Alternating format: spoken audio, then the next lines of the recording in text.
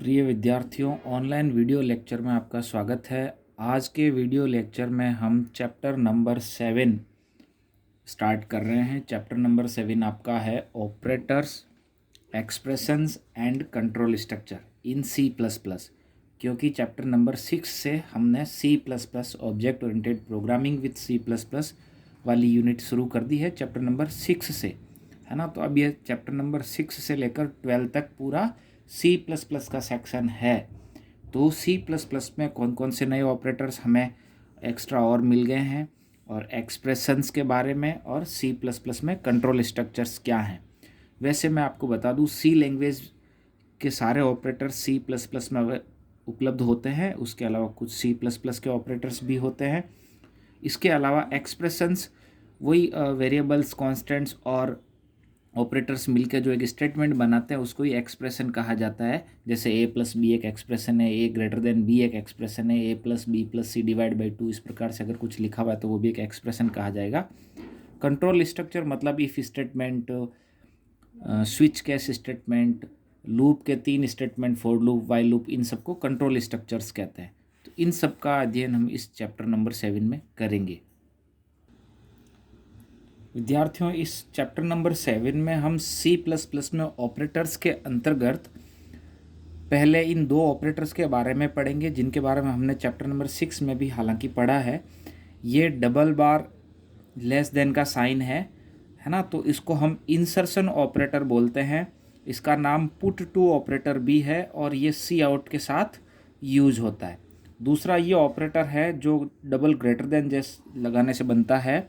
इसका नाम get from या एक्सट्रैक्शन ऑपरेटर है, और ये कीबोर्ड से वैल्यू लेता है, मतलब इनपुट के लिए काम आता है, मतलब सी इन के साथ ये यूज होता है। और इसके बाद एक तीसरा ऑपरेटर है जिसका नाम है स्कोप रिजोल्यूशन ऑपरेटर। डबल बार कॉलन का चिन्ह लगा देने से ये स्कोप रिजोल्यूशन ऑपरेटर बन जाता है। ये स्कोप रिजोल्यूशन ऑपरेटर किसी वेरिएबल के ग्लोबल वर्जन को एक्सेस करने के लिए काम आता है। और हमने चैप्टर 6 में भी पढ़ा था कि किसी भी क्लास के मेंबर फंक्शन को हम अगर क्लास के अंदर परिभाषित नहीं करते हैं और उसको क्लास के बाहर परिभाषित करते हैं, तो वहाँ पर हम क्लास के नाम के साथ ये स्कोप रिजोल्यूशन लगाते हुए फिर फंक्शन का नाम लिखते हैं, है ना। मतलब ऑफलाइन तरीके से अगर मेंबर फंक्शन की परिभाषा लिखते हैं तब इसको स्कोप रिजोल्यूशन का यूज़ किया जाता है। और दूसरा इसका यूज़ किया जाता है किसी लोकल स्कोप में अगर ग्लोबल वेरिएबल को एक्सेस करना है तो फिर उस जगह पर। तो ये 3 ऑपरेटर हम C++ में यहाँ पर नए पढ़ रहे हैं: इंसर्शन, एक्सट्रैक्शन और स्कोप रिजोल्यूशन। उसके बाद पढ़ेंगे न्यू ऑपरेटर और डिलीट ऑपरेटर। तो ये इतने तो हैं ऑपरेटर। उसके बाद एक्सप्रेशंस की परिभाषा, उसके प्रकार और उसके उदाहरण। उसके बाद हम पढ़ेंगे विशेष असाइनमेंट एक्सप्रेशंस। असाइनमेंट ऑपरेटर होता है ना, सिंगल इक्वल टू का साइन, तो उसके कुछ स्पेशल यूज़ हैं, उसके स्पेशल प्रकार हैं जिनको हम कहते हैं चेंज असाइनमेंट, एम्बेडेड असाइनमेंट और कंपाउंड असाइनमेंट। कंपाउंड असाइनमेंट एक प्रकार से आपके कंपाउंड ऑपरेटर जो थे ना, शॉर्ट हैंड ऑपरेटर, वही रूप है। तो इन तीनों को हम विशेष असाइनमेंट एक्सप्रेशन के रूप में पढ़ेंगे, एक्सप्रेशन के अंतर्गत तो ये आएंगे। उसके बाद ऑपरेटर प्रेसिडेंस क्या होता है और ऑपरेटर एसोसिएटिविटी क्या होता है। तो ये दो चीज़ें हैं, ऑपरेटर प्रेसिडेंसी और ऑपरेटर एसोसिएटिविटी, इसके बारे में पढ़ेंगे। और फिर पढ़ेंगे हम कंट्रोल स्ट्रक्चर्स, जो 3 प्रकार के होते हैं। एक तो सीक्वेंस कंट्रोल स्ट्रक्चर, है ना, मतलब linear programming.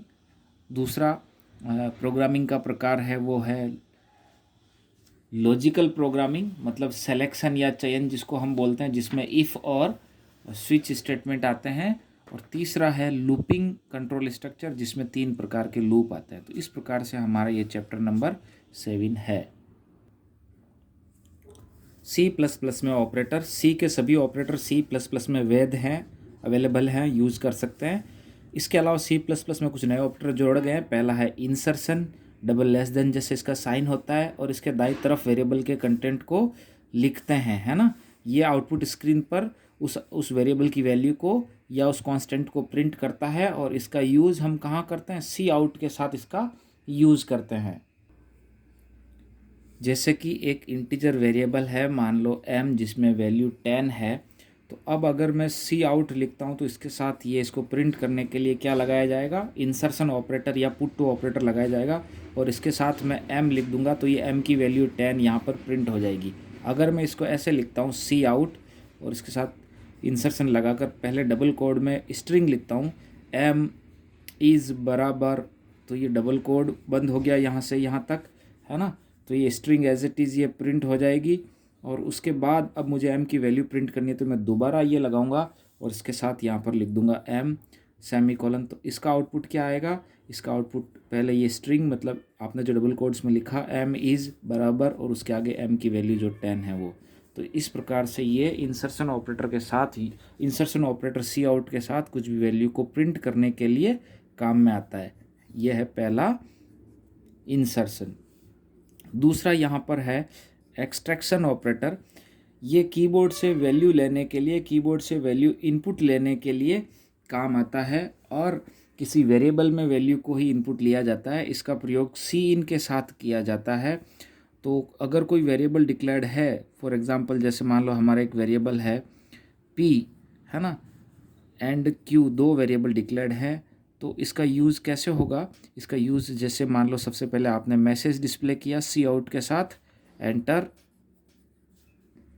Value for, enter value, एक वैल्यू इनपुट करवा रहे हो, है ना, तो ये सी आउट लिख दिया। उसके बाद अब सी इन में, सी इन लगाकर इसके साथ एक्सट्रैक्शन लगाओगे और इसमें फिर आप यहाँ पर नाम लिखोगे p एंड सेमीकोलन, तो ये वैल्यू p में इनपुट हो जाएगी, है ना।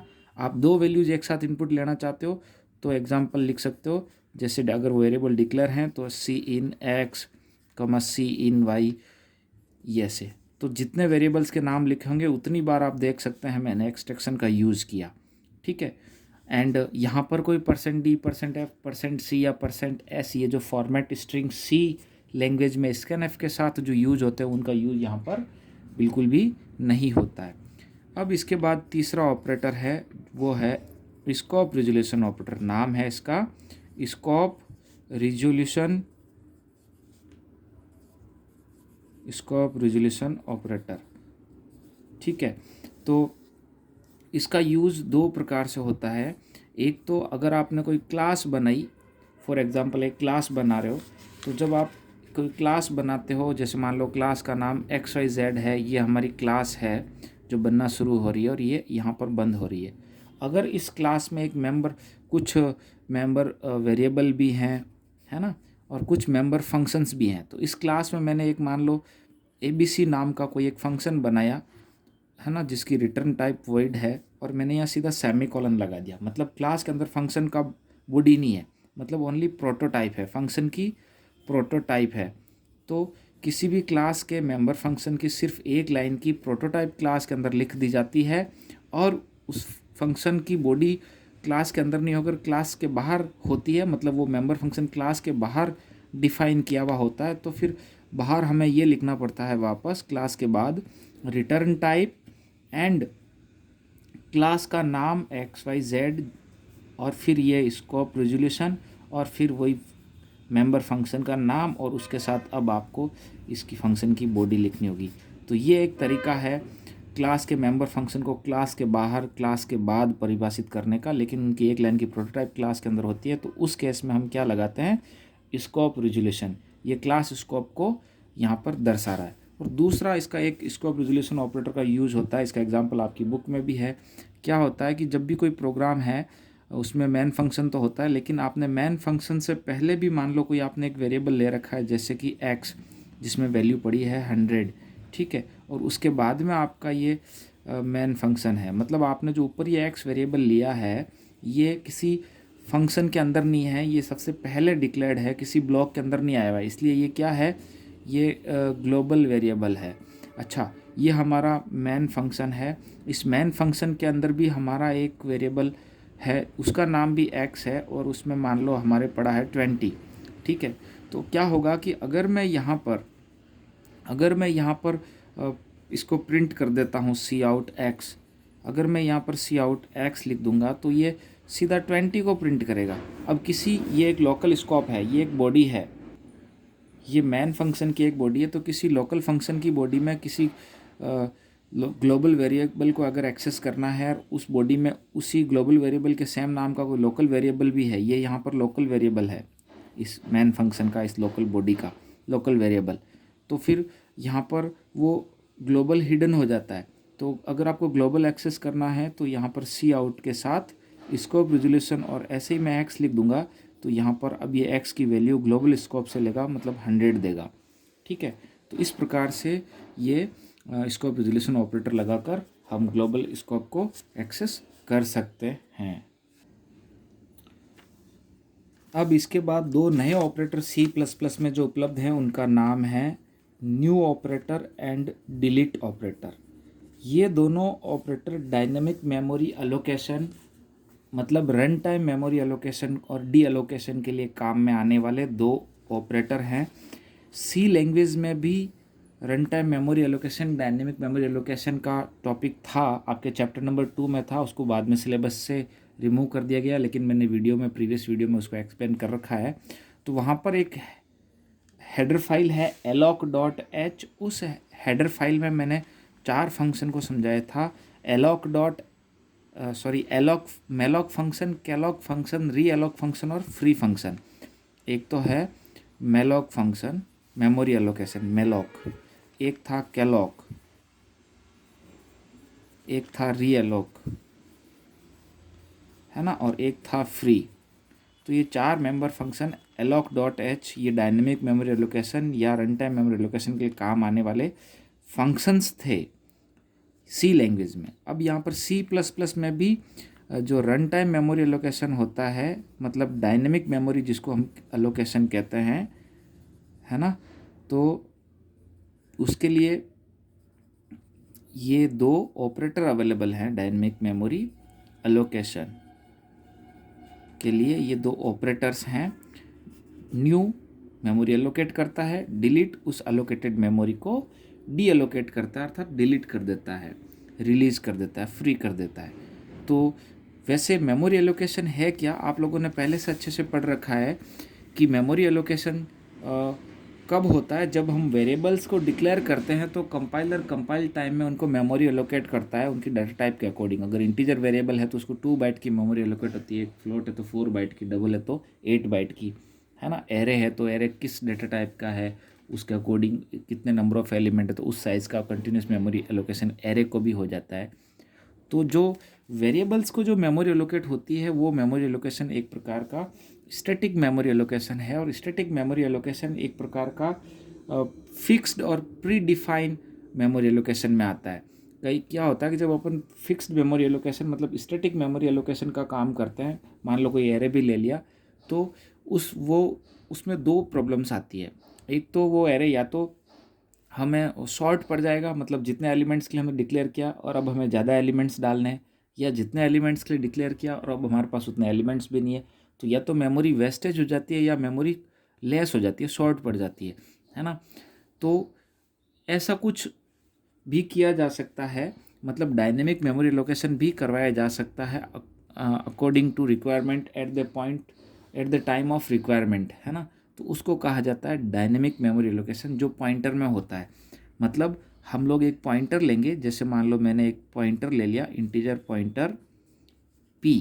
अब मैं क्या कर सकता हूँ, अब मैं न्यू ऑपरेटर लगाकर यहाँ पर सीधा लिख सकता हूँ p=, जब मेमोरी एलोकेट होती है तो मेमोरी एलोकेशन के बाद उस एलोकेटेड मेमोरी स्पेस का मेमोरी रेफरेंस मतलब एड्रेस पॉइंटर में रिटर्न होता है ना।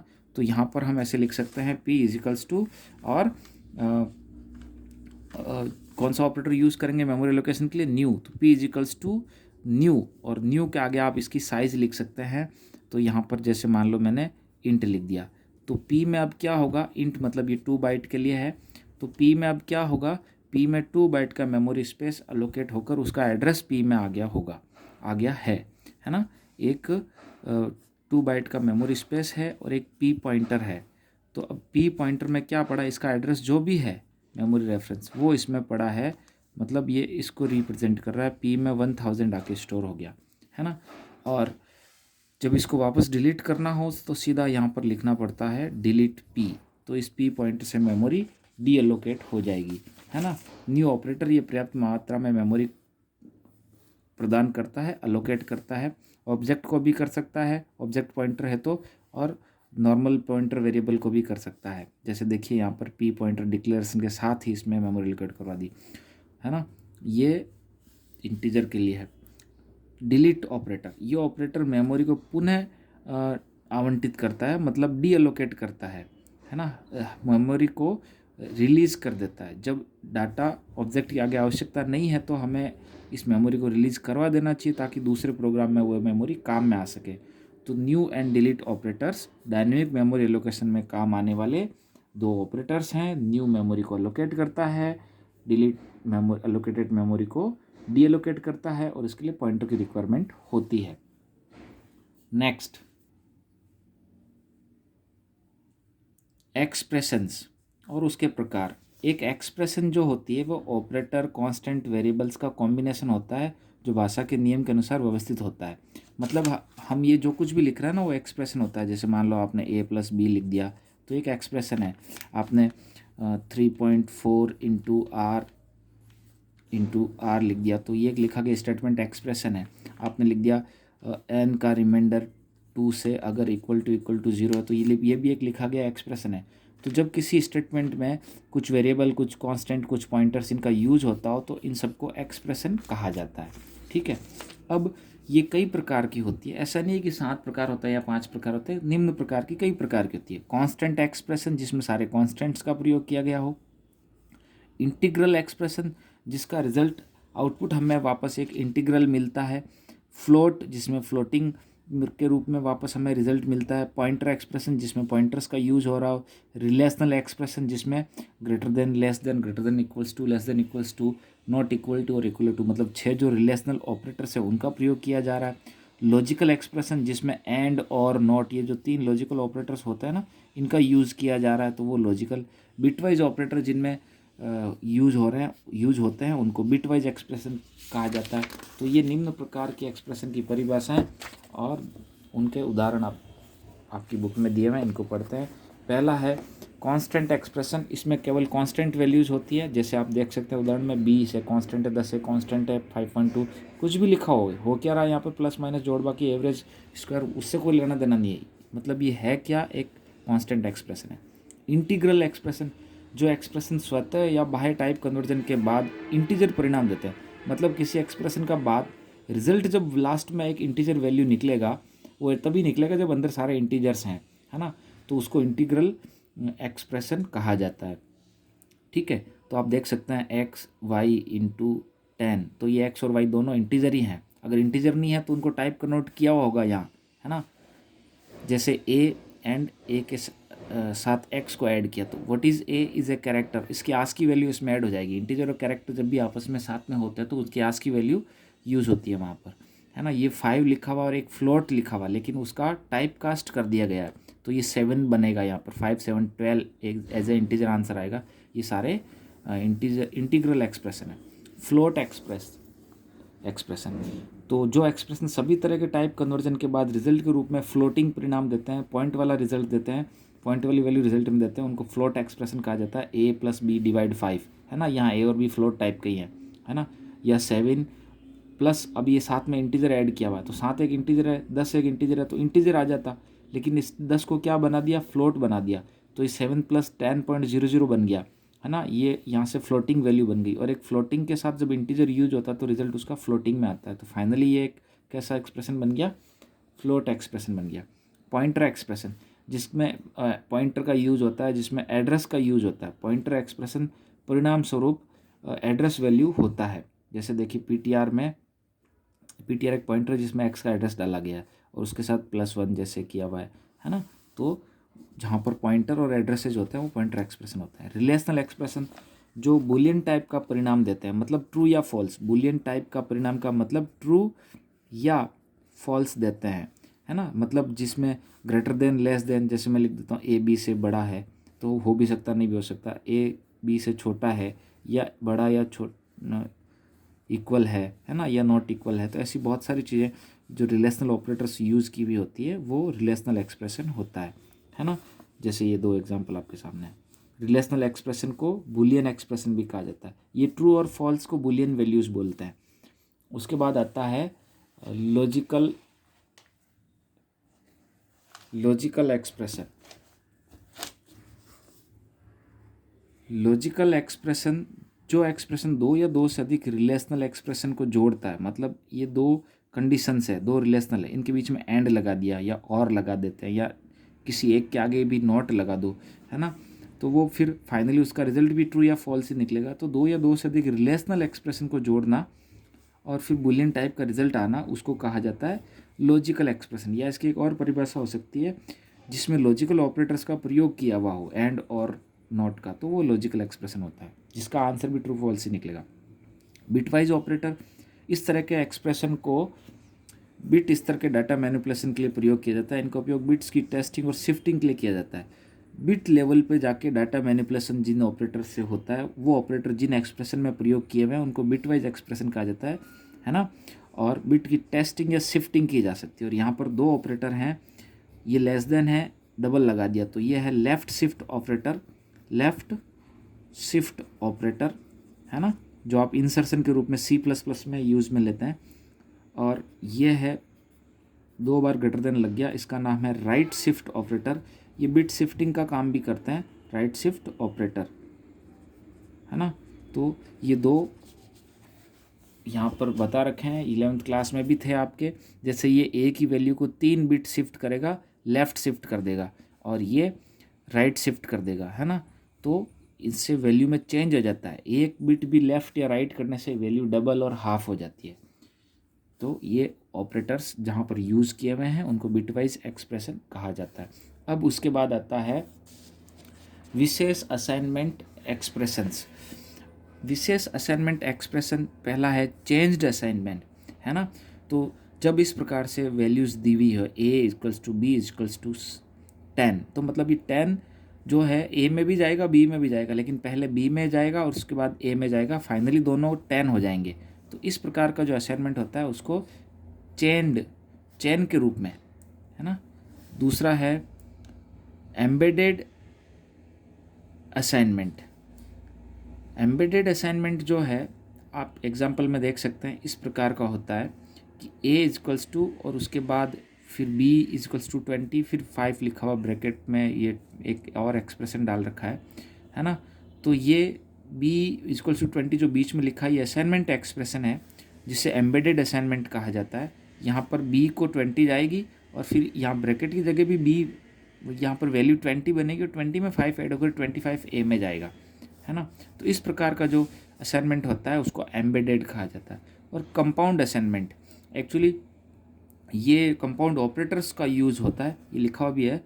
कंपाउंड असाइनमेंट या शॉर्ट हैंड असाइनमेंट कहा जाता है, मतलब ये ऑपरेटर्स हैं, प्लस के साथ इक्वल्स टू, माइनस के साथ इक्वल टू, मल्टीप्लाई के साथ इक्वल टू और डिवाइड के साथ इक्वल टू, है ना। तो ये 5 जो हैं, ये जो ऑपरेटर हैं इनको शॉर्ट हैंड या कंपाउंड ऑपरेटर कहा जाता है। और इनका यूज़ जहाँ पर किया हुआ है, ये असाइनमेंट ऑपरेटर और बाइनरी अरिथमेटिक ऑपरेटर का संयुक्त रूप होता है। और इस प्रकार के स्टेटमेंट को, एक्सप्रेशन को कंपाउंड असाइनमेंट कहते हैं। इसका उदाहरण इस प्रकार से भी देख सकते हैं। कंपाउंड असाइनमेंट के कुछ उदाहरण देखिए। m=m+20, मतलब m 2 बार आ रहा ना, फाइनली m की वैल्यू बदल रहा है और m की वैल्यू के साथ ही कुछ परिवर्तन हो रहा है, तो इसको हम m+=20 लिख सकते हैं, है ना। p=p×4, तो हम p×4 ऐसा लिख सकते हैं, है ना। या x=x रिमाइंडर बाई 2, तो हम इसको ऐसे लिख सकते हैं x रिमाइंडर = 2, है ना। तो ऐसे ये 5 जो अर्थमेटिक ऑपरेटर्स हैं, इनका सबका कंपाउंड असाइनमेंट भी होता है। इनको कंपाउंड ऑपरेटर या शॉर्ट हैंड ऑपरेटर हम कहते हैं, ठीक है। ये सभी इसके बाद के टॉपिक्स जो ऑपरेटर प्रेसिडेंस और एसोसिएटिविटी और बचा हुआ जो आपका कंट्रोल स्ट्रक्चर्स हैं, वो नेक्स्ट वीडियो में पढ़ेंगे। इसका सेकंड वीडियो चैप्टर नंबर 7 का। आज के लिए इतना ही, ओके।